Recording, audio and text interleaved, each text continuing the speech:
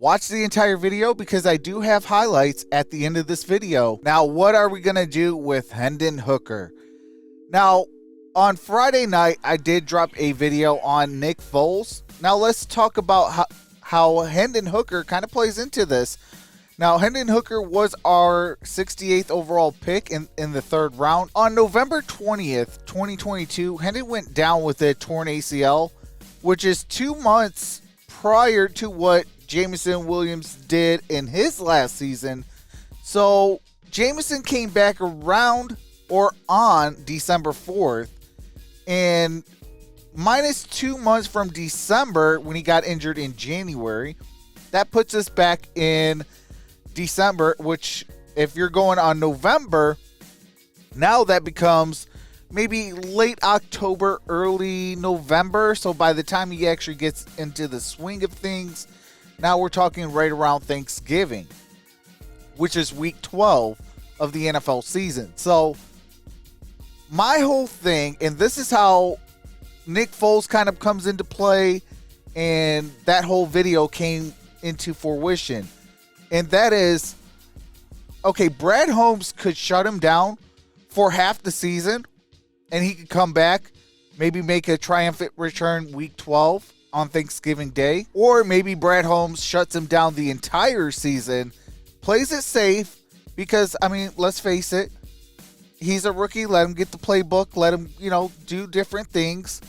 And then next year, he's going to be our solid quarterback too.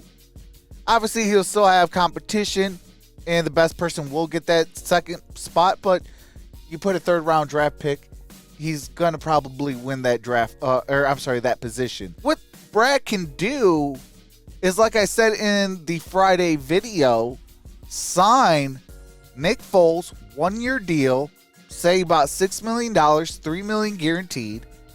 You put Hendon Hooker on season-ending IR, let him fully heal, and things of that nature, or you shut him down for half the year, and then you make roster moves when you go to activate him. You can now, to start the season, okay, Hendon goes on IR, whether it's half season or full season, and then you have Nick Foles kind of taking that spot, and then you got a a quarterback 3 competition with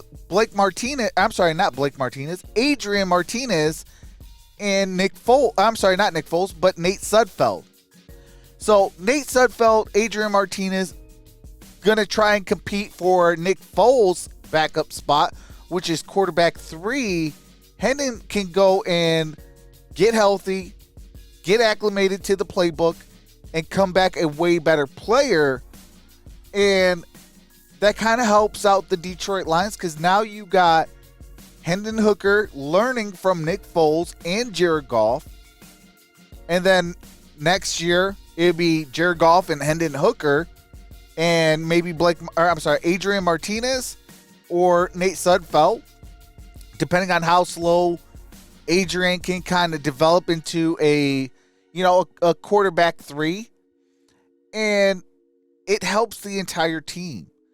So my whole thought is what to do with Hendon Hooker is I would definitely consider the full-on whole season injured reserve. But then I understand using the half-season injured reserve so that he can maybe get some reps in practice. Because if you shut him down, he can't practice. He can't be on the practice field with the team. So that will kind of hurt him in the short-term development. So I could definitely see a half season. In fact, that's exactly what I would do. Shut him down half season, sign Nick Foles. You got a backup for Jared Goff. Jared Goff's your starter.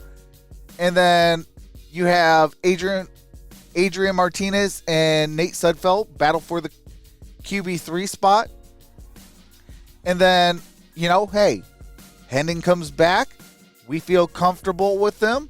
You could cut Nate Sudfeld, keep Adrian Martinez on practice squad for the full year, and activate Hendon Hooker.